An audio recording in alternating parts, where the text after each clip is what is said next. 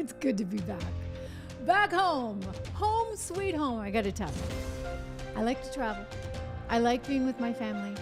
I love vacation. But you know what else? I love being back on U.S. soil. Especially on a day like today. You get a lot going on. It looks like Judge Mershon is getting taken all the way to the Supreme Court because you know what? All that legal lawfare nonsense, it needs to come to an end at some point. And the Supreme Court has already warned everybody, but you know, they had to do what they had to do. And now, in the 11th hour, as Judge Mershon refuses to rescind any kind of sentencing, and the left is just scrambling because they want to be able to say they're sending America's sending a convicted felon into the Oval Office. They want to be able to say that, and the Supreme Court needs to be the adult in the room, jumping in to interact and basically prevent that political witch hunt, that political warfare from really coming to fruition. So this is a big deal, a very good day to be back. We also have some things going on within. It must be the jet lag, right? The media front that I want to get to with MSNBC, ABC, and of course, the horrible story there as we have been watching it all unfold in LA with those horrific fires that, you know what? I'm just going to say, more could have been done, should have been done to prevent them. I mean, for goodness sakes, you could have listened to Donald Trump back in 2018 when he was out there saying, clear these forests because they are going to be a problem. We're going to get into all of that. But first, I'm so happy to tell you about one of our great advertisers here on the show, Grand Canyon University, a private Christian university in beautiful Phoenix, Arizona. Good spot. My uncle lives there. Believes that we're endowed by our Creator with certain unalienable rights to life, liberty, and the pursuit of happiness. GCU believes in equal opportunity, and the American dream starts with purpose. Whether your pursuit involves a bachelor's, master's, or doctoral degree, GCU provides a path to help you fulfill your dreams, offering over 340 academic programs as of September 2024. So find your purpose at Grand Canyon University, private, Christian, affordable. Visit gcu.edu today. Well. Judge Mershon, you just can't help yourself. You should have excused yourself. You really should have when it was found out that your daughter was somehow an op within the Democrat Party because she made her living off of the emails that would generate donations. Oh, Kamala Harris proudly raising $1.4 billion, spending $1.4 billion. Your daughter had a hand in that. It would have been logical, should have been logical. It would have been the right thing to do to man up and say, you know what, this is a little too close to home. We need a little more Chinese wall in this family, so I'm going to step down. But he didn't do that. Instead, he sentenced or is about to sentence Donald Trump in this so-called hush money case, the one with Stormy Daniels, which never should have been brought in the first place. You know why it shouldn't have been brought? Because they don't have jurisdiction in New York. And let's not forget that even the guy that could have brought it, that would have brought it if he could have, determined he didn't have a case. It would be one Jack Smith. Jack Smith didn't even take this case forward. This was Alvin Bragg, who originally thought, oh no, I can't do this because I don't have proper jurisdiction. Well, then he decided to do it anyway because there was so much political pressure. And then you got this guy who's a political animal, Judge Mershon, saying, okay, we're going to see this one through. So much so that he wanted this guilty conviction. He told the jury, it doesn't matter what you think he's guilty of, just tell us whether or not he's guilty. It was like a multiple choice exam. Remember this?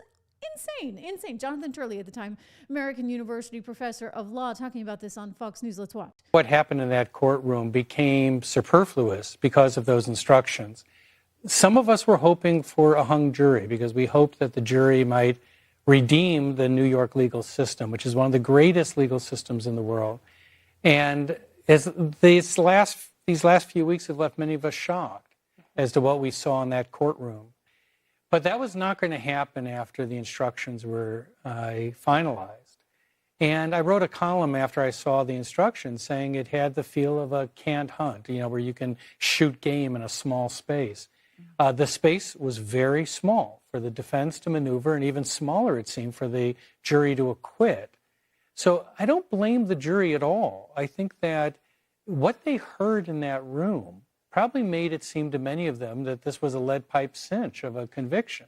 They heard over and over again the prosecutors say that there were election violations committed by Donald Trump, that he ordered Cohen to commit the violations he pled guilty to. That totally smashed the instruction that Merchan had given. And Merchan just sat there. There was no response. So what do you think the jury's going to rule? And then when you tell them, just pick a crime among the three, you don't have to agree. Just pick one of these crimes. If you think that secondary crime was behind all of this, you're good to go. But to this day, most of us don't know what the jury decided, because we know that they unanimously voted to convict. We don't know what they convicted him of. They could have disagreed 4-4-4 on what occurred in this case. That's one of the first things that I think a court will look at for reversal. Yeah, without a doubt, a huge constitutional issue. I would argue a Sixth Amendment one. Pretty messed up stuff, right? I mean, really, really messed up stuff. So now it's going to have to go to the Supreme Court, because you see the sentencing is supposed to happen tomorrow. We have like less than 24 hours, and this thing is going to get shot down. We are now in week 3 of Alvin Bragg's witch hunt, the first criminal trial of a former president of the United States. I should point out, this is Elise Stefanik speaking back when this trial was ongoing. Brilliant attorney herself. Watch. Crystal clear from the opening arguments and evidence that this extraordinarily weak case is blatant lawfare and election interference during the height of the presidential campaign. While the violent crime crisis rages in New York, Manhattan DA Alvin Bragg brought bogus felony charges against President Trump for the non-felony of booking a 2017 nuisance claim as a legal expense. Under this bogus legal theory, this somehow impacted the election. This theory is so baseless that it was previously passed over by the prior Manhattan DA, the Manhattan U.S. Attorney, the Federal Election Commission, and Alvin Bragg himself. But a top political appointee in the Biden Justice Department was deployed to Bragg's office to go after Joe Biden's top political opponent and the Republican nominee, Donald J. Trump. And the case is in front of the Democrat judge Juan Merchan, who donated to Biden's campaign and whose daughter is raising tens of millions off this unprecedented case. This is corrupt election interference to its core. Even a former Clinton federal judge said Judge Merchan must recuse. What was Merchan's response? He retaliated against President Trump with an unconstitutional gag order. Last week, the House Judiciary Committee, under the leadership of Chairman Jim Jordan, released a scathing report highlighting Bragg's political investigation and prosecution of President Trump, calling it a direct threat to our republic. Democrats' corrupt and desperate witch hunts against President Trump must come to an end. This is lawfare and blatant election interference, and the American people know it. That is why today I filed an official complaint with the Department of Justice Office of Professional Responsibility on Joe Biden's special counsel Jack Smith for his clear and illegal efforts of election interference. We will fight the Democrats' unjust lawfare and expose this corruption, whether it is in New York, Atlanta, or here in Washington, D.C. This is an important responsibility of our oversight. I wanted to play all of that for you because I just think it's really, really well said and really, really, really important to hear. That was, again, Elise Stefanik, who now has a big new job as ambassador to NATO, taking over for, didn't Nikki Haley have that under the Trump administration? I'm sure Elise will do better, but she's really smart and she's quite capable, and she's really outlining there just exactly what's going on and how disturbing, frankly, and perverse this entire thing is. And yet here we are at the 11th hour, just moments before this thing is supposed to go to a sentencing where it has to now go to the Supreme Court. So the adults are going to step in, and hopefully that means good things to come. Merchan's going down, okay? Any which way you slice this, Merchan is going down. And the entire legal system, really, with the vitriol and the politicization of everything they did, should be going down with him. I mean, what kind of system is that, really? And truly, I ask you, when you have the likes of Letitia James doing everything that she did, still trying to charge him nearly $500 million, $500 million, ladies and gentlemen, because she thinks she knows the value of Mar-a-Lago or Trump Tower more than he does, more than his bank does. Between that and the Fannie Willis stuff and the Jack Smith stuff, I'm sorry, you saw Jack just got basically, put down again the other day because the judge is like, yeah, you don't have a right to actually publish a report on the Mar-a-Lago documents. You don't have a right to publish it because you actually never had a right to exist. They never actually got congressional approval for you, buddy, to even have the gig you did. So in other words, he was operating effectively, illegally, without sanction and being paid by taxpayers. That was Jack Smith. This is so messed up. It's so messed up. I'm glad I'm home and here to cover it in real time with all of you, because I cannot wait to see what happens to Judge Merchan. I cannot wait to see what happens to Letitia James. She needs to be disbarred. You heard Elise Stefanik talking about how she's already made a claim about Jack Smith. She's done the same thing with one Letitia James, and I think a few more heads will need to roll. Wow. Okay, so it's all coming today, on the day that Jimmy Carter's being put to rest there on Capitol Hill. Well, he's actually going to be put to rest in Georgia, but the funeral has been taking place. We're going to go to a little bit of it later on, because I don't know what really upset Kamala, but she was really angry when she saw Obama and Donald Trump talking. So I want to show you that clip. But speaking of Jimmy Carter, 39th president of the United States, may he rest in peace, he did preside over a very inflationary time. And look, inflation is still here. I was just looking today at the new 30-year mortgage rate, and it's nearly 7%. I mean, so clearly we still have an inflation problem, and this is a hangover from the terrible policies and the terrible spending of the Biden administration. And so if you're worried about this, I encourage you to give our friends over at American Heart for Gold, one of our great advertisers on the show, a ring, or just text my name, Trish, to 65532 to learn more about how you can get up to $15,000 right now in free silver. You can call them at 1-844-495-1115, 1-844-495-1115. New troubles brewing at ABC News, ladies and gentlemen. Just like one thing after another. I mean, Disney has to be so embarrassed.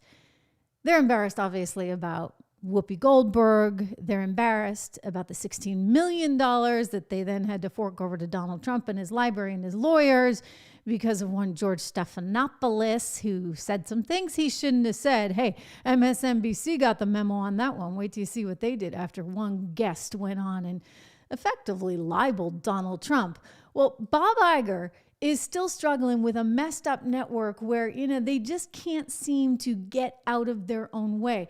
Take a look at one David Muir. This is the guy who moderated that debate, the one that was like the 3-on-1 because it was David and somebody else and Kamala Harris all ganging up on Donald Trump. Well, David Muir, who again is the anchor of World News Tonight, not that anybody watches that, but just in case, World News Tonight, it's like their signature ABC News program.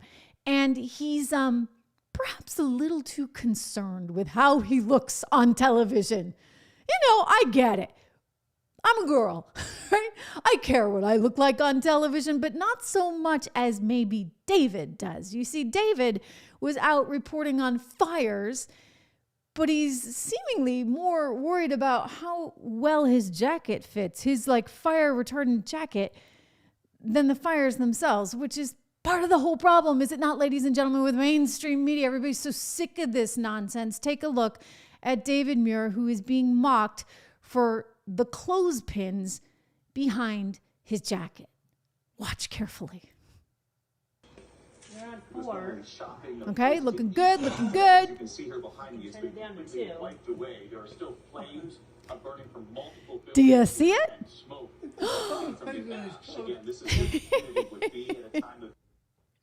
Oh, goodness. Poor David. Well, the internet's having a field day with this. One guy writing on Twitter, fake news, ABC's idiot David Muir, the guy who had the presidential debate with President Trump using clothespins to keep his jacket fitted while reporting on the devastating LA fires. Trump is 100% right. These people are sick, fake, lying all the time. Unbelievable. I mean, this is really embarrassing for Bob Iger, for Disney, for ABC News. It shows where their priorities are, right? I mean, honestly, and I'm just going to be perfectly frank with you. The clothespin's not even going to work. Okay? So David doesn't even know how to do it. You got to get one of those big metal I was going to say a metal clothespin, but the thing that they use it in the grips for the camera gear. All right, you got to get something strong, unless that's just some kind of flimsy jacket, and that's not really real either. But David getting caught and called out, New York Post referring to him as narcissistic. David Muir roasted for sprucing up svelte looks while reporting on deadly fires. You see, who can trust the mainstream media because it's filled with all these bells and whistles and clothespins holding the clothes together as opposed to actually being about anything of substance. And that's why over and over and over again, I think Americans just keep going back to, they want this authenticity, and they get it in streaming products. You know, frankly, hopefully, like this one right here, I hope that you're subscribed. I hope that you're liking this, that you're sharing this. All of this stuff matters. Comment, it's really important. But I want to remind you, this is ABC News that has just been the source of so many troubles. They really didn't want Donald Trump to win. They really, really didn't want him to win. And that was quite evident over on The View. It was evident at the debate. It was evident on George Stephanopoulos' show, which is why he's now paying $16 million. And ABC News is paying $16 million in a fine to Trump after getting sued for billions. You know, Trump didn't really appreciate all the lies that were being told at the ABC News debate. You know, Kamala can say one thing and she gets a pass. He says boo, and they're all over him. Remember when he reacted immediately after that debate? Of the stories covered on ABC about Kamala, 100% of the time was positive. 93% of the time when they covered you, it was negative. So it was infuriating to watch them fact check you and not her when she brought up IVF, when she brought up Project 2025 several times, and when she brought up Charlottesville. Here are some of the lies that she said about you. Listen. A detailed and dangerous plan called Project 2025 that the former president intends on implementing. Couples who pray and dream of having a family are being denied IVF treatments. If Donald Trump were to be reelected, he will sign a national abortion ban. And what did the president then at the time say? There were fine people on each side. On that day, 140 law enforcement officers were injured, and some died. Donald Trump, the candidate, has said in this election there will be a bloodbath if this and the outcome of this election is not to his liking. And the bloodbath, you were talking about the economy. It's a term that's used a lot when people are talking about a bad economy. What's your reaction to why didn't the moderators correct her? Because they're dishonest, and because I think ABC took a big hit last night. I mean, to be honest, they're a news organization. They have to be licensed to do it. They ought to take away their license for the way they did that. Bloodbath was referring to the economy. Everybody loved the term because as soon as they heard the word, it's sort of a vicious word. But referring to the economy, they have created an economy. Bloodbath was the word that I used. And it was fine in that context. And they were trying to make it sound like there was a riot or something, and it was a bloodbath. IVF, I was a leader on IVF. He goes on to basically disprove a whole bunch of those things that had been said that were not correct. But what is really relevant, perhaps, in this case is that he said they can't even say things like that because they're governed by certain rules. Right? Certain rules that the FCC would need to enforce and that this new FCC wants to enforce. You saw the news recently. We reported on it here on the show on the FCC sending a letter, the incoming FCC pick, this would be Brandon Carr, sending a letter to Bob Iger, blasting him for this erosion in public trust and kind of reminding him, hey, you know what? We're in control of the airwaves. You're licensed by us. So how embarrassing is this? Again, this erosion in public trust. How is this not an erosion? Seeing the anchor with a lousy clothespin as he's reporting something as disastrous as a fire like this. I mean, people are like, who the heck are you? And it comes on the heels of all the other stuff. I'm going to get to The View in just a moment because I suspect, and I've told you this before, The View is going to be canceled, as it should, because of some of the lies and nonsense that they've been putting on that thing. Hey, listen, you know what? I'm a big believer in freedom of speech. And you can have all the freedom of speech you want right here, streaming, This is why you're getting the news first here, because you're actually getting truth here. But they're spinning all kinds of nonsense over there on the FCC regulated airwaves of ABC News. So Bob Iger, he actually needs to look at spinning this thing off sooner rather than later. And I know he wants to. Apparently nobody wants the thing, so he can't really sell it. So that's a challenge in and of itself. But ultimately, what I suspect does happen is that they do something similar to, say, MSNBC. If they can't actually sell this to a private equity player, to Nexstar, which I believe has looked at the company, then they're going to have to look at doing some kind of spinoff, because it's just not healthy for the rest of the Disney business.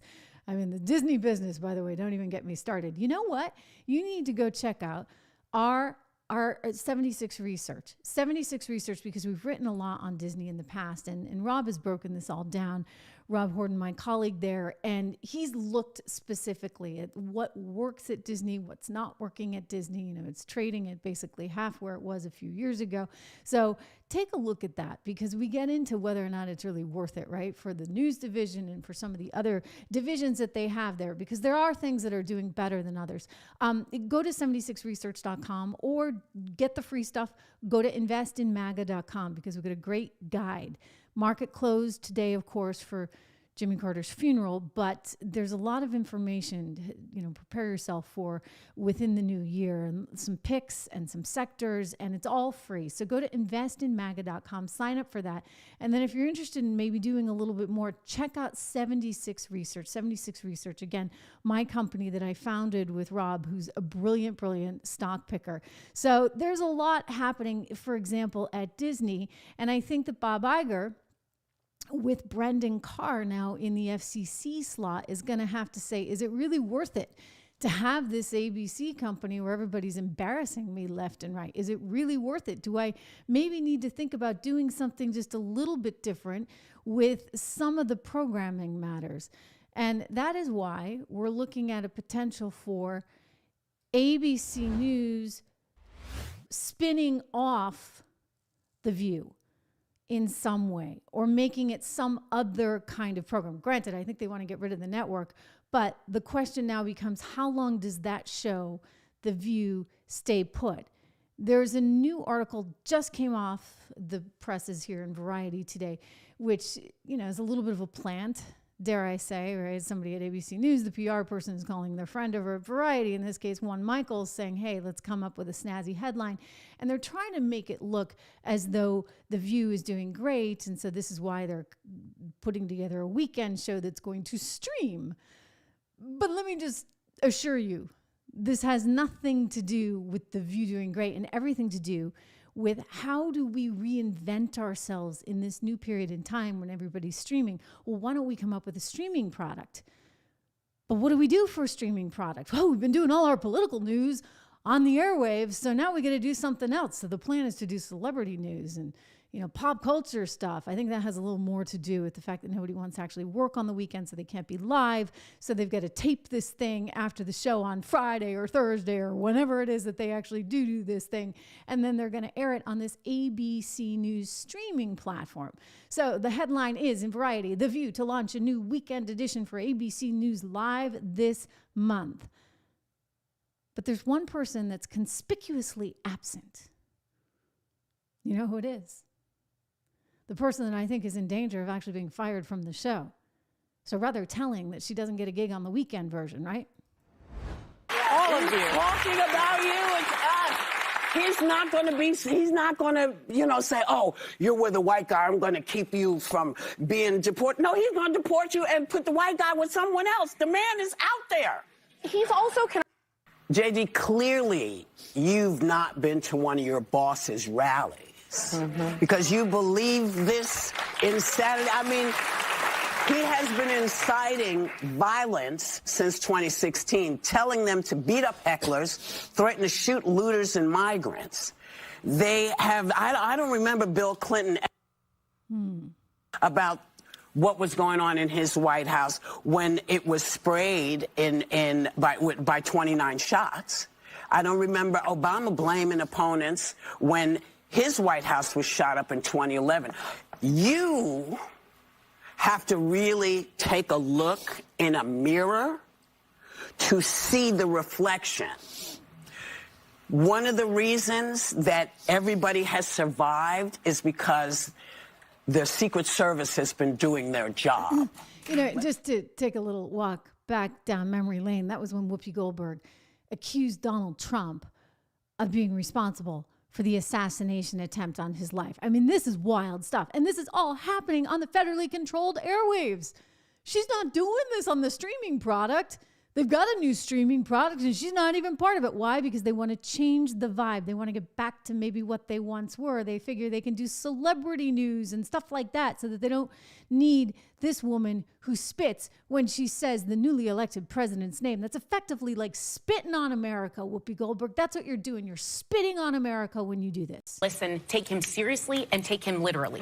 I don't think that we have to. I think it would be remiss of us to not say Joe Biden knows how to do this. Yes. He knows how to do this. He's quite good at this. And, you know, you can't refute anything with him because he just, when I say him, I mean... He rambles. Trump. Yeah. He tends to just... But can I mention one thing? Because Trump is out there... No. Okay? So they know they have a problem in Whoopi Goldberg.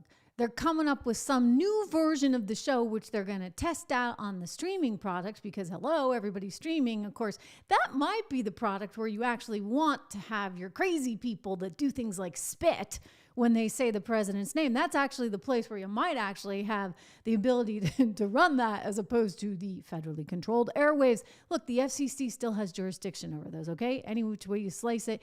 And I don't think it's like freedom of speech to sit there and say the things that she has said. I mean, it's inappropriate. It's wrong. You're comparing a president who, by the way, got into no war with the likes of Adolf Hitler. You're just like smashing history and smashing reality in a way that's so crazily disrespectful to the millions and millions of Jews that died. It's amazingly disrespectful to all of our American soldiers that died, to all of our American soldiers that fought, and it's disrespectful to all of our allies. Anyway, back to The View. They're all excited. They're telling Variety it's an opportunity for us to extend the conversation, give viewers more of what they love from the connection they feel to this show. Don't you just love that show, right? That's why it's going to weekends on streaming.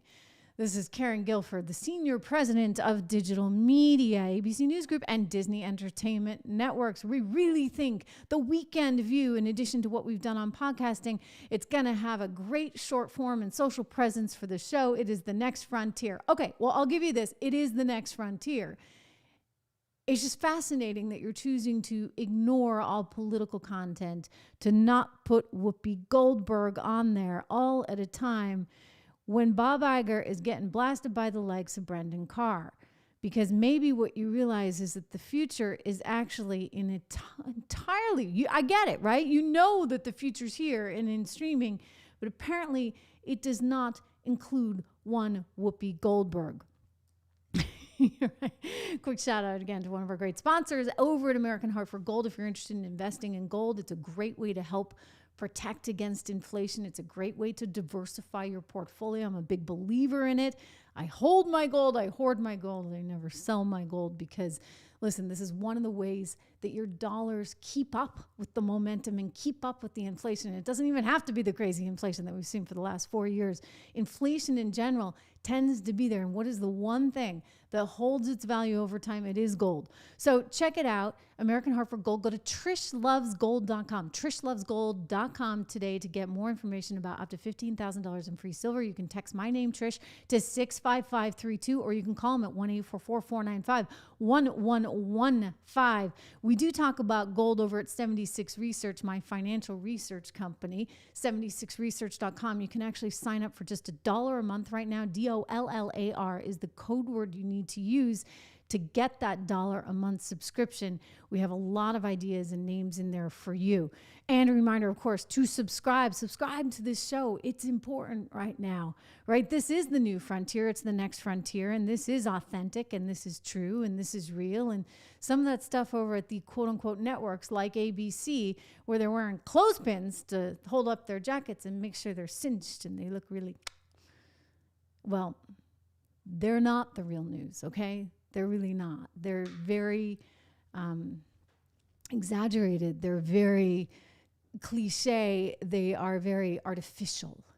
And I think that what just happened there with David Muir and the clothespin is actually a really terrific and unfortunate for him example of just exactly what they have become, a caricature of themselves. You know, another caricature of themselves would be one MSNBC, would it not be? So Scott Galloway, who's actually a pretty smart guy, but he hates Trump like a lot of others. I know him. He used to come on my Fox show. He's a professor, a business professor at NYU Stern School of Business. Well, he went on Morning Joe the other day and started talking about income inequality, which I don't dispute. I think it is a huge problem, and I think we need to find creative ways to fix it. It is partly why we did elect Donald Trump, and I'm confident he can. But Scott Galloway saying something that's pretty libelous, and Mika Brzezinski having to correct him on the spot. It shows you. It shows you. Times have changed, and that's a good thing, right? You shouldn't be saying stuff about a president, soon to be our next president, that is so full of libel. But these individuals have weaponized government, and we risk revolution, whether it's CEOs being murdered in the street, whether it's a Me Too movement that had righteous components of it, or Black Lives Matter. What are these movements? They are targeting the wealthy. We are in the midst of a series of small revolutions to correct income inequality. And the reason we put an insurrectionist and a rapist in office is because for the first time in our nation's history, a 30-year-old man or woman isn't doing as well as his or her parents were at 30. Why? Because the majority of households are having the oxygen sucked out of the room, such that a small number of individuals and a small number of companies can be worth more than nation states. Income inequality is out of control. Our tax policy has gone full oligarch. I want to make a comment, though, just about a word that was used in this interview. Donald Trump was tried civilly and was found liable of sexual abuse, not rape. But the judge in the case likened his actions to rape, but the liability was officially called sexual abuse.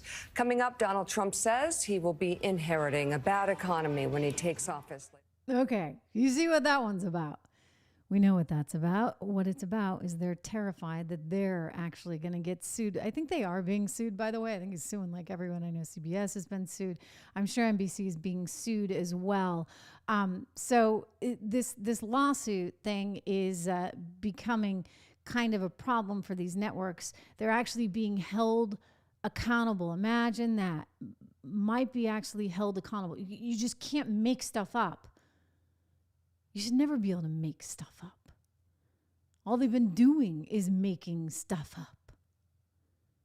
Joe Biden thinking it's perfectly fine to make stuff up. Joe Biden actually believing that if he had done a better job controlling the narrative and controlling the media, then actually he might have won. He literally says this in a new interview with USA Today reporter Susan Page, who went on MSNBC to promote the thing. Watch. Regrets, because he finds himself in an interesting position. We've been talking today and been talking this week about economic numbers. Ed Luce from Financial Times and others basically saying right now, economically, America is a colossus. Comparatively, China's in retreat. The EU is stagnant. Britain is stagnant. But the United States just keeps growing. So here you have, on one hand, the data, very strong. And history will probably judge him very well on that. And yet there's such a sour mood, not only in America, but among Democrats. And not the exit that Joe Biden would have wanted. What regrets? Did he have any regrets? Well, I think his number one regret is that he's not going to be there for 4 more years. Because I think he was not. I had the last print interview with George W. Bush. He was ready to get out of the Oval Office. Not so much Joe Biden. He wishes he could stay there. But he named 2 things about this biggest disappointments. One was the difficulty in combating misinformation, including from Donald Trump. And the second thing he mentioned was their failure to act more quickly to get shovels in the ground from that huge infrastructure bill, because he says that would have demonstrated to Americans the value. I'm sorry, misinformation. So when the New York Times prints that wages are going up and we should all be happy, and Mika and Joe say, it's just in your head, the economy's doing great, and Americans are like, gee, I just don't have as much money anymore because, I don't know, egg prices are up 60%. It's somehow misinformation. Joe's angry that he couldn't actually control the media even more than he did, which is unbelievable to me. Leslie, good to see you here. Yes, they are totally a bunch of fools. Piece of my mind asking if he had anything to say about Harris, and you bet he did.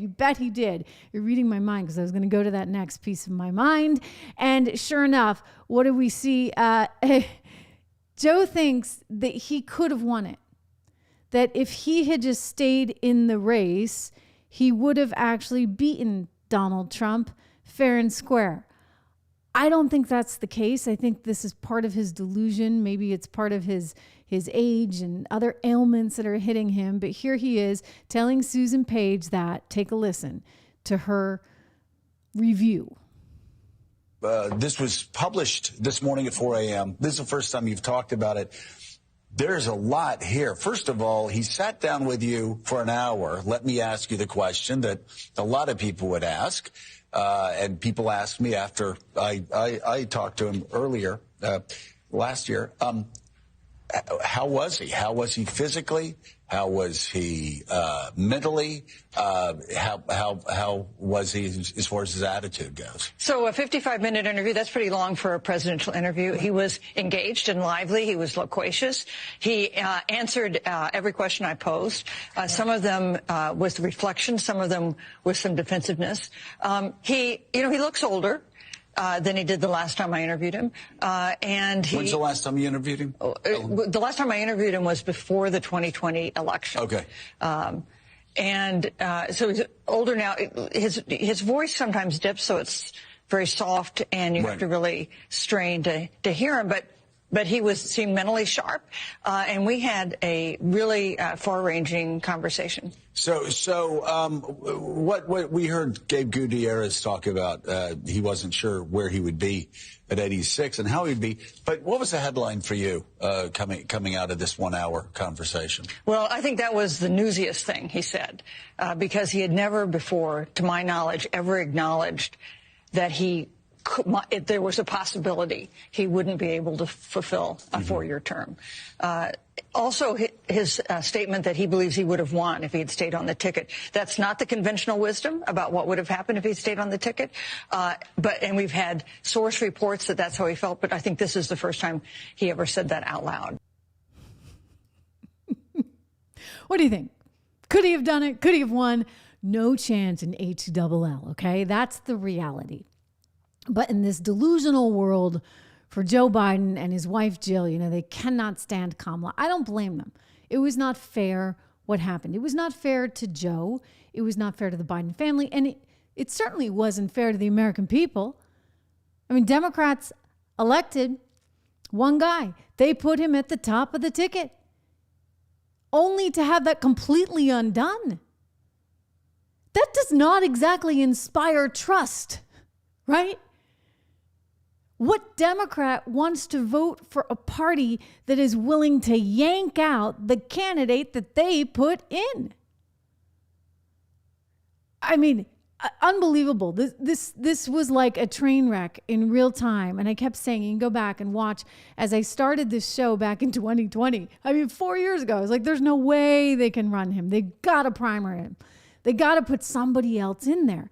Not that it would have made it any better, because let's be realistic. When you have an economy like Joe had, when you spend as much money as Joe did, I mean, he's just worried that he didn't get a chance to spend more. He wanted to be the next FDR, even though he didn't have the votes to be the next FDR, thank goodness. And all the damage that was done, he doesn't really understand. He was never much of a rocket scientist anyway.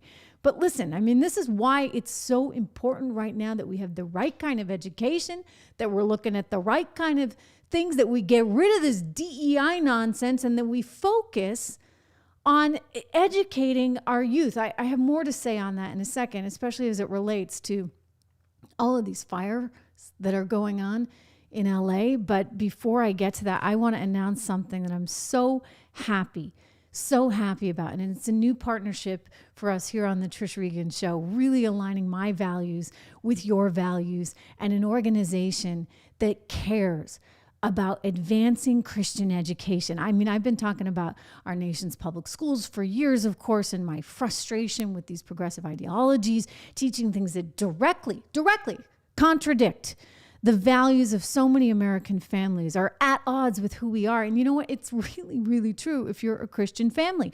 For those of you worried about the best educational path right now for our youth, for your children, for your grandchildren, I am very pleased to announce this new partnership with the Herzog Foundation. They are the trusted source on American K-12 private education, a remarkable suite of resources for parents and grandparents thinking about making the switch from public schools to a Christian education, and for those already in education that is Christian-based as well, for the Christian Schools Tool. You know, they have a great online publication. It's called The Lion. You can check that out. They've got a new podcast, The Lion and Making the Leap is one of their new podcasts. The Herzog Foundation offers this wide range of advice and information for Christian parents to make the best education decisions for your children. You can learn more today about how your family, your faith, and your community can flourish through a quality Christian education. Just go to herzogfoundation.com. Again, Herzog, Herzog, foundation.com. I put it right on the screen. Again, very happy to announce this partnership. They're doing very, very good things. So we're thrilled to have them on board, and I'm thrilled to promote them for you. We were just talking about MSNBC and the wacky media. You know, they're making some changes there. They've got the spinoff coming, Spinco, right? Because the parent company Comcast doesn't want to have anything to do with these clowns over there. Certainly in the Morning Joe team is trying their best. They went down to Mar-a-Lago. They're trying to make amends with Donald Trump. They're at least trying to avoid a $16 million hit, right, to their salaries or to their bosses, because they're saying things, or guests are saying things on air that are not true. But it looks like some of their talent may not get their shows renewed, or if they do, they're going to have to take a really big pay cut. Oh, gee, that inflation hurts, doesn't it, Joy Reid? Okay, here we go. Here's the article that came out just a couple weeks ago in the, I think this was... It was either Raw Story or the Daily Beast. I think this one was actually the Daily Beast. Top MSNBC anchor Joy Reid offered pay cut to keep her job. Apparently another anchor as well is facing the threat of this, because you see, this is a company that's just struggling in multiple ways. They've completely eroded the public's trust.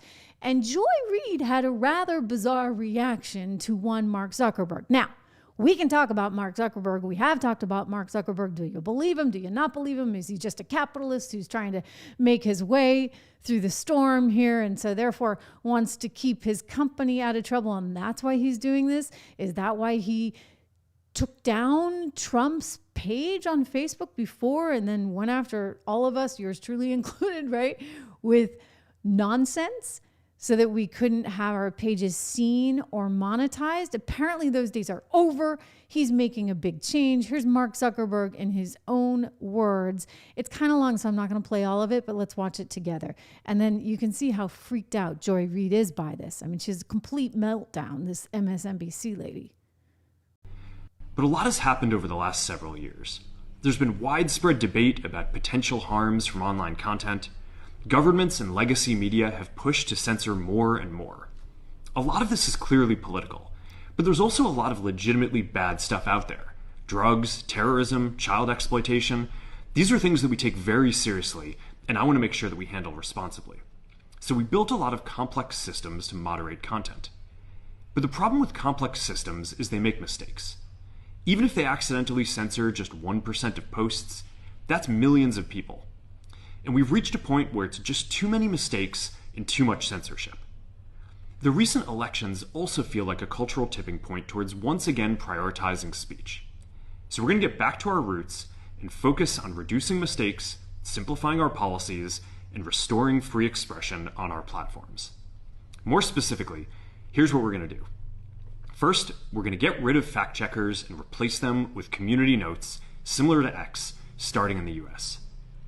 After Trump first got elected in 2016, the legacy media wrote nonstop about how misinformation was a threat to democracy. We tried in good faith to address those concerns without becoming the arbiters of truth. But the fact checkers have just been too politically biased and have destroyed more trust than they've created, especially in the US. So over the next couple of months, we're going to phase in a more comprehensive community notes system. Second, we're going to simplify our content policies and get rid of a bunch of restrictions on topics like immigration and gender that are just out of touch with mainstream discourse. What started as a movement to be more inclusive has increasingly been used to shut down opinions and shut out people with different ideas, and it's gone too far. So I want to make sure that people can share their beliefs and experiences on our platforms. Third, we're changing how we enforce our policies to reduce the mistakes that account for the vast majority of censorship on our platforms. We used to have filters that scanned for any policy violation. Now, we're going to focus those filters on tackling illegal and high-severity violations. And for lower severity violations, we're going to rely on someone reporting an issue before we take action. The problem is that the filter... Okay, so I'm like, what just happened? I'm waking up in an alternative universe. You don't understand, guys. I don't think we're live on Facebook right now. We're live on YouTube. We'll post this after on Facebook if they let us, okay? It has been a challenging 4 years, thank you very much, with Facebook. And I mean, I had things come back to me. I'd do a story on, say, tariffs. I mean, really kind of wonky, boring, economic stuff on tariffs. And the next thing you know, I'm being told that somehow this is a community violation. And I'm like, community violation? Somebody's feelings are hurt because I'm talking about the impact of tariffs on the economy? I mean, come on, right? Like, that's a new one. I mean, it was everyday something. And so I have like 270,000 people over there. And, you know, good luck seeing my stuff. This is going to get me in trouble for sure. But I mean, I have been speechless. There have been times that I'd say to my kids, for goodness sakes, I feel like I'm in North Korea because I can't say what I think. I developed euphemisms. Like, I wouldn't even say COVID. I would just say March 2020. If you hear me say March 2020, you know what I'm talking about. So my thanks to everyone here at YouTube, because we have this freedom of speech. My thanks to everybody over at Rumble. Okay, Mark, you know what? I'm going to go with this. I love that you're suddenly passionately for free speech. I don't know if I believe that's where you actually are coming out. It may just be that you're a capitalist like any other. And so depending on which way the wind blows and who's in charge, you're willing to do whatever is needed. I'm not going to look a gift horse in the mouth. So Facebook, Mark Zuckerberg, Meta, thank you. You know what? As an investor in your company, and you know what? I bet you're an investor in their company too. If you have a 401k, I guarantee you're invested in their company because they're one of the big components there of the S&P 500. Think about Mag 7. Meta is one of them. So we want Meta to do well, all right? Because, you know, that's a big portion of everybody's retirement. So it's good from a business standpoint. And so I commend him for that. Whether he personally believes any of this, you know, I certainly have my doubts, but nonetheless, it's the right thing for the business and it's the right thing for our nation. We need to be able to have this freedom of expression, and you can't clamp down on people when they're curious about stuff and they want to discuss things. And sometimes the truth can be really ugly, all right? And getting to the truth can be really, really ugly, but we need to have the opportunity to get there in the first place. And he's learning a thing or two, if you would, from X. and Elon Musk, but this terrifies the establishment media and the progressive elites like one Joy Reid, who's in jeopardy of losing her show or at the very least getting her salary cut at MSNBC. Look at her reaction. I want you to see this, to Zuckerberg saying, yeah, we're going to get rid of the fact checkers that, frankly, and having lived through this myself, I can tell you, we're not about checking facts, and we're entirely about shutting the system down. Now, whether or not he can manage this and deal with this, he's got a big organization, much like, say, a Disney, big, cumbersome organization. Reminds me of like GE. Before GE went really, really south, you know, sometimes when these companies get too big, they have their problems. So we wish him well, but in the meantime, watch Joy. Why would conservatives think fact-checking is biased against them? I mean, what are you sharing if you keep getting fact-checked for false information? Think about it. What were conservatives sharing on Meta that was getting flagged so much? Are they spreading false information? And why were they so eager? And why are Republicans in general so eager to end the idea of fact-checking? What are they trying to share? What is the motivation for not wanting it to be fact-checked? Remember when there was that laptop from Hunter Biden and Republicans and conservatives and news organizations were saying, this is authentic, this is real, and Hunter Biden has some major issues, which actually could compromise his dad, who's running for the presidency of the United States of America. And remember when 51 ex-spooks came forward and said, no, nothing to see here. This is garbage. This is misinformation. And if you spread this misinformation, you're in trouble. Do you remember when the New York Post got its Twitter account shut down? Do you remember when my friends over at Babylon Bee, a comedic website, published a story about the spin machine at CNN, and it was a joke, and they had a washing machine as the picture? And somehow that was fake news, along with the New York Post and the Hunter Biden laptop. That was totally real. And the New York Post was correct on that. And the FBI knew it. And those people way high up, they knew it too. And yet they went with this, oh, it's just misinformation, disinformation. And Joy Reid, who calls herself a journalist, come on, doesn't want Republicans to be able to publish their side of the story? That's pretty alarming. That's pretty scary. So thank goodness Mark Zuckerberg is making this point. And whether or not he believes it, I don't even care. It's the right thing to do for the company. It's the right thing to do for the country. Now his challenge is going to be getting everybody in line, because it's a very large organization with a lot of people that have their own biases. And so it takes time to shift and change organizations like this. They were all in lockstep. And I don't know if he's going to be like Elon and come in and say, oh, I'm going to get rid of 80% of the company. It would be hard to do. It's publicly traded. I get it. But there will be changes. And it's a good thing. You know, we want changes. It's a new year. Change is good.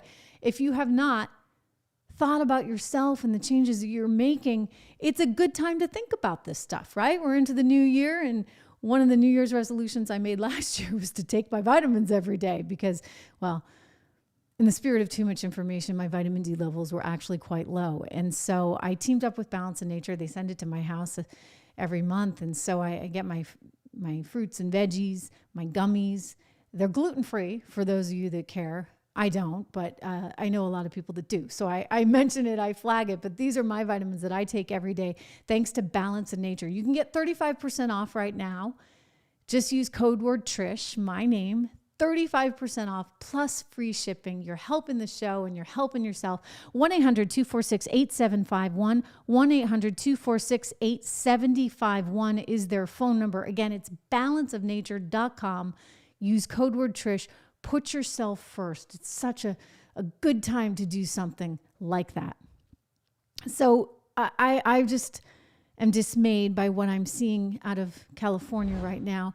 Horrified, absolutely horrified. And I know it's easy to Monday morning quarterback, and I know that, we can look back and say we should have, we could have, why didn't we? But when you realize how corrupt the whole DEI thing has been, and then you see stuff like I'm about to show you with the woman who's the police, the fire chief there in LA, you start to say, what the heck is going on? Why are they making certain priorities above others? Like, having water in the fire hydrants for when you need to put out the darn fires. Here is the fire chief speaking with local news, talking about what really matters to her.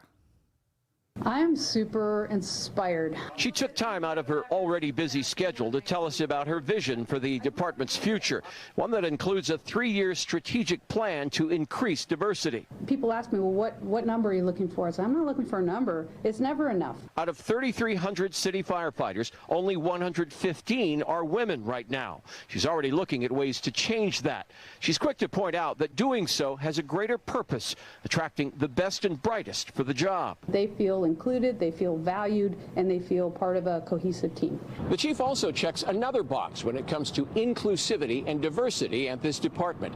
She's a proud member of the LGBTQ community.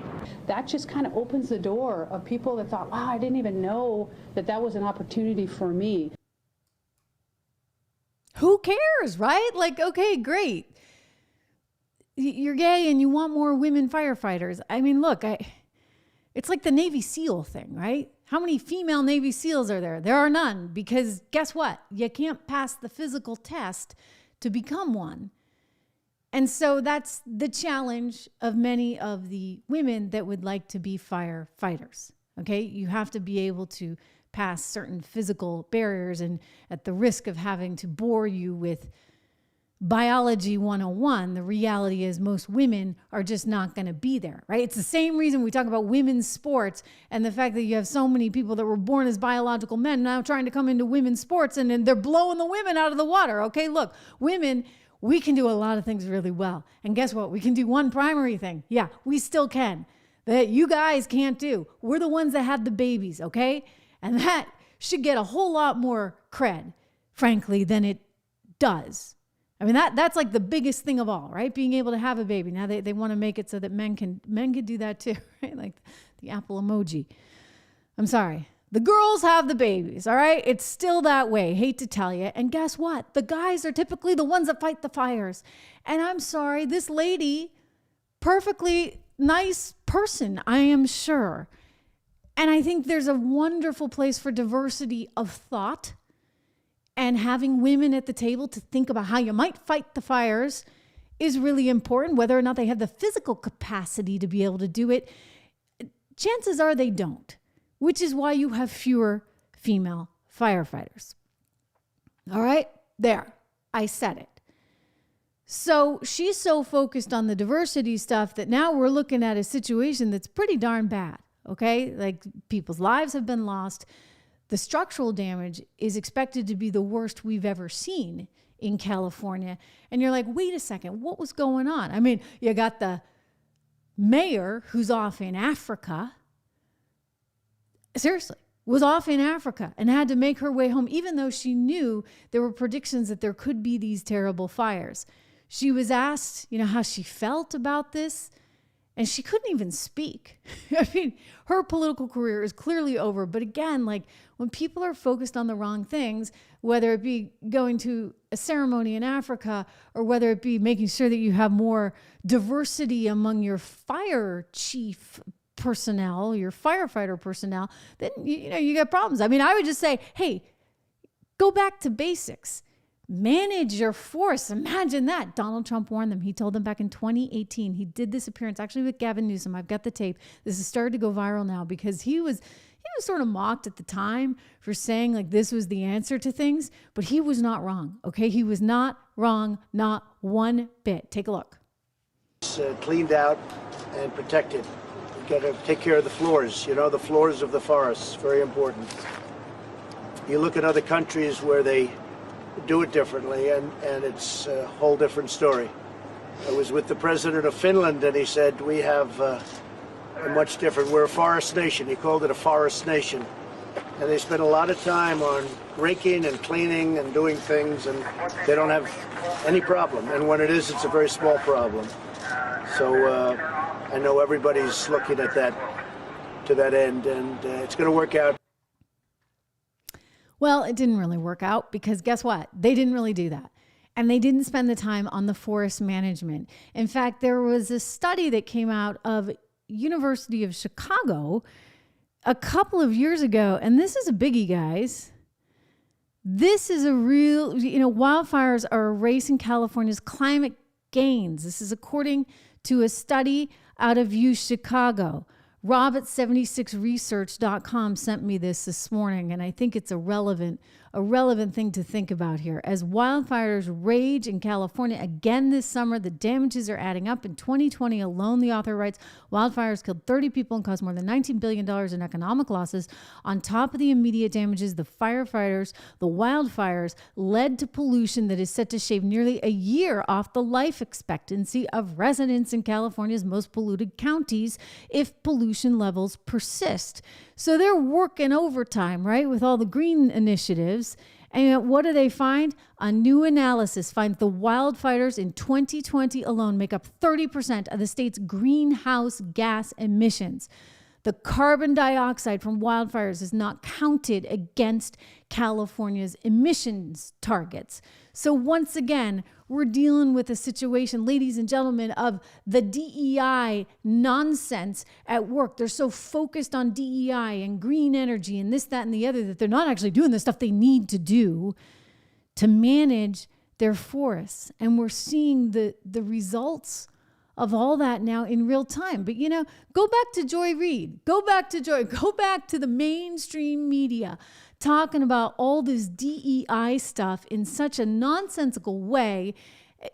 Proud, happy that everybody was going after Donald Trump. All these diversity initiatives were coming into fruition and they were going to take him down. You took him down, right? He didn't get another 4 years. And what happened? We got mass inflation, massive problem at the border, international chaos. It's like everything that could possibly go wrong actually went wrong. And Joy Reid wants to celebrate it and say it's a product of DEI. Rikers is not. And let me just bring Joy into that as well, because we've discussed this many times. A lot of the largest prison systems in America for incarceration are housing people who are awaiting trial, as Chris alluded to. Joy? Yeah, absolutely. And one of the things that Alvin Bragg has actually done that a lot of progressives have been happy about is a lot of those prisons are also housing. They're the new housing for the mentally ill.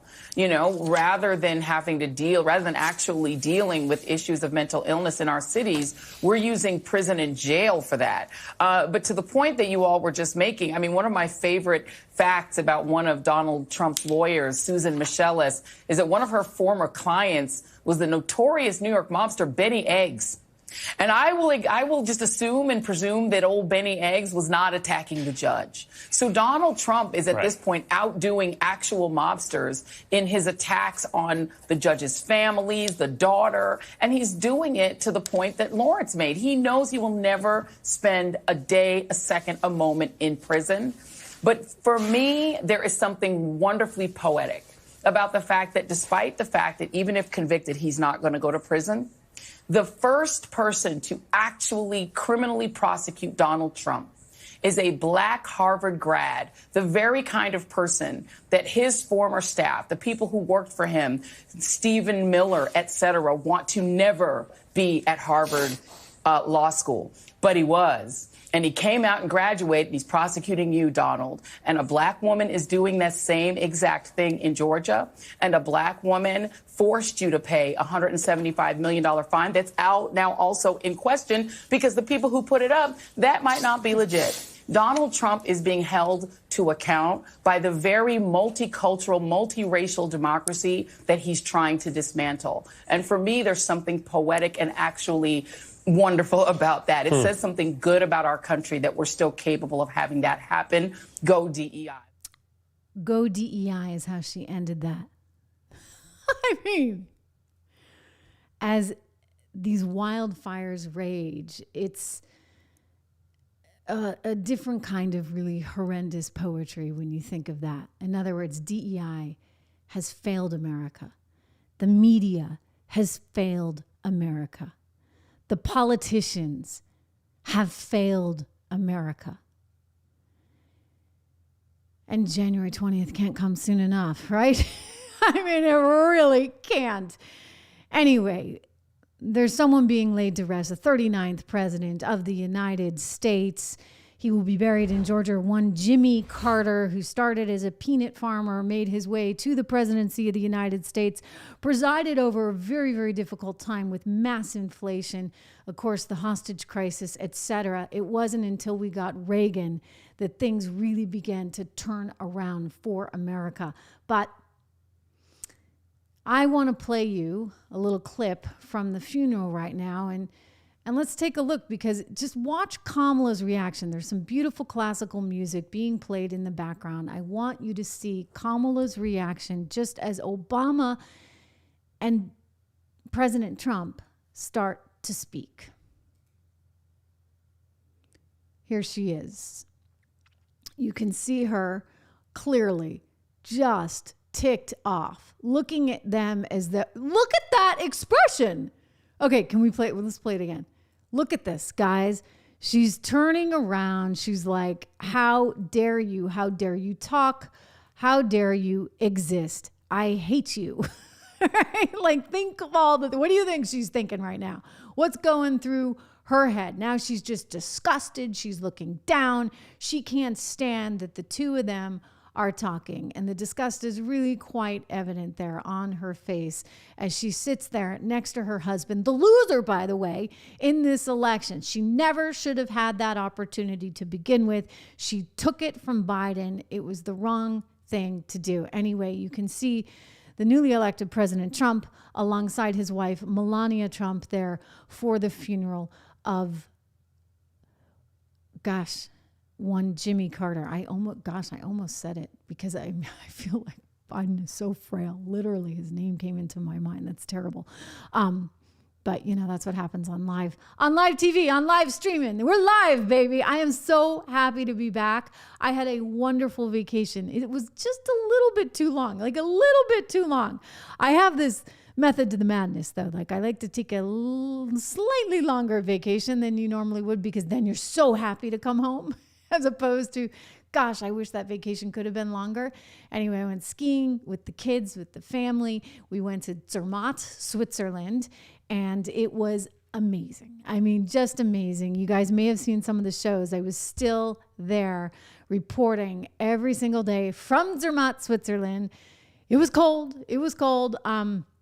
But it was a great time. I just have such appreciation for this beautiful world, and looking at the Matterhorn and looking up at the Matterhorn, you know, you just feel very small. And I felt very special and very lucky to be there with my family and to be able to take that time. And you know what else? To be there with you guys as well, because in the old days, right back in mainstream media land, I wouldn't have been able to do that. I couldn't just pick up and go. And now I have such flexibility, and there's something to that just from my own life's perspective at this stage in my life. I could talk a lot about how I love that I don't have to have scripts being run through all the various producers anymore, and how freeing that is. And it is. I mean, there are no scripts on this show. This is completely just me winging it. I mean, I know where I want to go. I have little sound bites I know I want to get to. I do have a roadmap for the show, but the truth is that this is just such a free kind of style, freestyle, right? Like, as they would say in swimming. And it affords me the flexibility of, one, telling you exactly what I think all the time. And I think you appreciate that. I mean, this is where the media is going, and this is where the media should go. Not, you know, like David Muir wearing the funny clothespins to make him seem a little more attractive when he's actually reporting on fires, right? I mean, that's sort of where it has been, and this is the future of where we're going. And so not only do I have the freedom of expression here, but I have the mobility to be able to be with my family in still important news cycles when I want to also be with you. So that was a really terrific trip, but I'm very happy to be home. Quick shout out for our store, the trishregan.shop. Take a look there at, you can get your Live Free or Die mug. You can get your hats, designed by me actually, your Patriot Freedom hats, all of that at the trishregan.shop, and you can help support the show. It is really good, as I said, to have everybody here. If you haven't yet, go over to my Invest in MAGA guide. It's really important right now that you do invest for the future, for yourself, for your family, whatever you can. People are like, I don't have any money to invest. And look, I get it. But if you don't actually start planning now, it's going to be really scary in the future. So let us help you however we can. We have we've got 4 publications, plus some of these guides like investinmaga.com. It's all free there, how to play the MAGA sweep.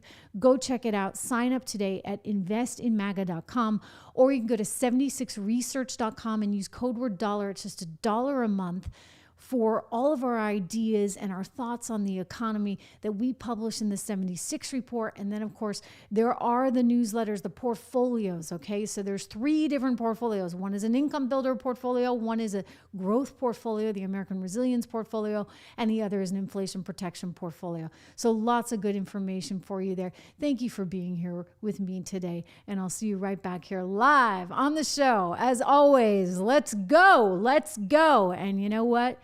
Judge Mershon, Letitia James, Fannie Willis, Jack Smith, and Alvin Bragg.